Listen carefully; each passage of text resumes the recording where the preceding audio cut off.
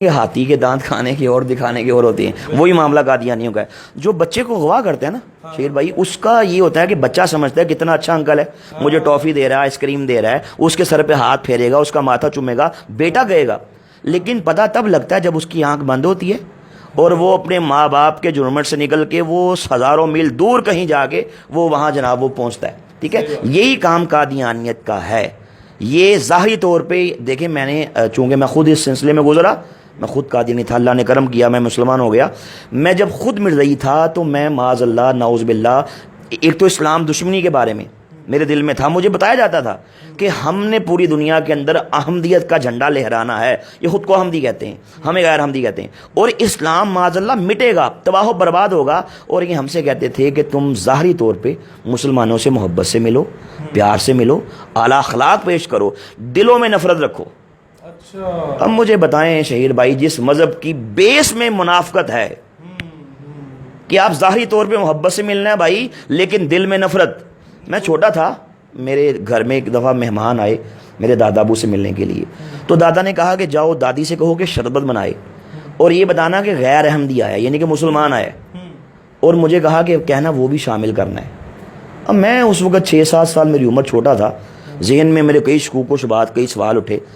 دادی سے آئے کہا کہ دادا ابو نے کہا کہ ایک مسلمان مہمان ملنے آیا ہے، شربت بنائیں اور اس میں وہ بھی شامل کریں۔ آپ شہید بھائی یقین کیجئے گا، انہوں نے شدان کا شربت، چونکہ شدان قادیانیوں کی ہے جی 100%، اس کا پورے وضو کے ساتھ کہہ رہے ہیں جی، اس کا جو مالک تھا پہلے وہ منیر نواز قادیانی تھا،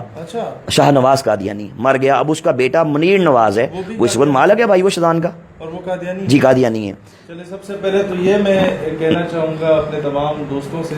کہ شیزان کا بائیکاٹ کریں، اس کی جتنے بھی مشروبات ہیں، کیونکہ ہم انڈائریکٹلی انہیں بلکہ ڈائریکٹلی جی سپورٹ کر رہے ہیں جی۔ آگے اچھا، دادی نے کیا کیا کہ گلاس کے اندر شیزان کا شربت ڈالا، ٹھیک ہے، اس کو مکس کیا، اس نے یوں کر کے گلاس پکڑا اور یوں اس طرح کر کے نا منہ اس سائڈ پہ کر کے اس میں تھوک دیا اور جلدی سے چمک سے مکس کر دیا کہ کہیں میں نہ دیکھ لوں۔ اب میں نے دیکھ لیا، میں نے کہا دادی آپ نے یہ کیا کیا، آپ تو بڑی گندی ہیں۔ اب بچہ ہوتا ہے نا، میں نے کہا آپ تو بڑی گندی ہیں، آپ نے شربت کے اندر تھوک کو شامل کر دیا۔ دادی نے کہا چپ، اپنی زبان پہ تالا لگا لو، کسی سے بات مت کرنا، تم بڑے ننھے ہو، تم چھوٹے ہو، تمہیں پتہ ہی نہیں ہے۔ کہا کہ یہ جو مسلمان ہیں ہمارے دشمن ہیں، یہ آج کے دور کے اللہ کے نبی، آج کے دور کے اللہ کے رسول، نعوذ باللہ معاذ اللہ مرزا قادیانی کو نہیں مانتے، اس لیے یہ ہم سے ان سے نفرت کا، غصے کا، بغض کا اظہار اس طرح کرتے ہیں کہ ہم ان کے کھانوں میں، ان کے پانیوں میں، ان کے شربتوں میں ہم غلاظت ڈالتے ہیں، ہم پیشاب کے قطرے شامل کرتے ہیں معاذ اللہ۔ اچھا جی، جب کوئی مسلمان ہمارے گھر میں آئے ہم اس کے کھانے میں یہ ڈالتے ہیں، یا ہم کسی مسلمان کو یہ بھیجیں۔ اچھا، کہیں فوتگی ہو جاتی ہے کسی گاؤں میں تو جو بڑا رائل فیملی سے تعلق رکھتا ہے قادیانی، وہ ایک سمپتھی گین کرنے کے لیے اپنے گھر سے روٹیاں بھجواتا ہے ساروں کے لیے، جی جی، وہ بھی یہی کام کرتا ہے؟ یقیناً کرتا ہے جی، میں نے اس کی دیکھیں، ہمیں کہا جاتا تھا کہ مسلمانوں سے اس طریقے سے نفرت کا اظہار یوں کرنا ہے، یہ ہماری بھائی ٹریننگ تھی۔ اچھا،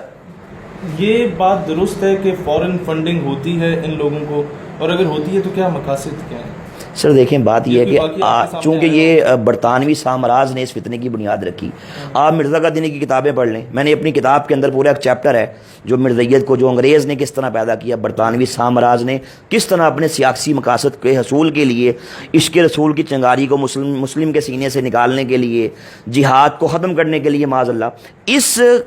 2 ٹکے کے انسان کو جو اس وقت سیال کوٹ کی کچہری میں بطور منشی 15 روپے ماہوار پہ ملازمت کرتا تھا، اس نے دھرتی ماں کی عزت کا سودا کیا، اس نے اسلام کی عزت کا سودا کیا۔ اس کو آپ اب اگر پڑھیں نا WW ہنٹر، آپ اس کی رپورٹ پڑھ لیں، آپ انڈیا آفس لائبریری لندن کی وہ رپورٹ پڑھ لیں کہ جو برے صغیر کے اندر انگریز نے پوری دنیا سے جو بریلینٹ مائنڈ لوگ ہیں، جو ہر شعبہ ہے زندگی کے، جو ایکسپرٹس ہیں، ان کو یہاں بلایا، ان کی میٹنگ یہاں پہ رکھی۔ 3 دن کی میٹنگ کے بعد میٹنگ کے صدر نے، پریزیڈنٹ نے فیصلہ یہ دیا، اس نے کہا کہ بھائی آپ کو جعلی نبی کھڑا کرنا ہوگا، وہاں سے اس کی بنیاد چلی۔ اور لوگ ان پڑھ تھے جی، ان پڑھ تھے، تو آپ اسلام کے پیرلل اس کو کھڑا کریں گے، یعنی کہ یہ نہیں کہے گا کہ بھائی میں عیسائی ہوں، میں بدھسٹ ہوں، میں سکھ ہوں، میں دہریہ ہوں، کبھی نہیں کہے گا، یہ کہے گا بھائی مسلم ہوں، مسلم خود کو کہہ کے ایک ہاتھ میں قرآن پر دیا، ایک ہاتھ میں حدیث دی، چہرے پہ داڑھی سجائی، اس کائنات کے بدترین کافر کو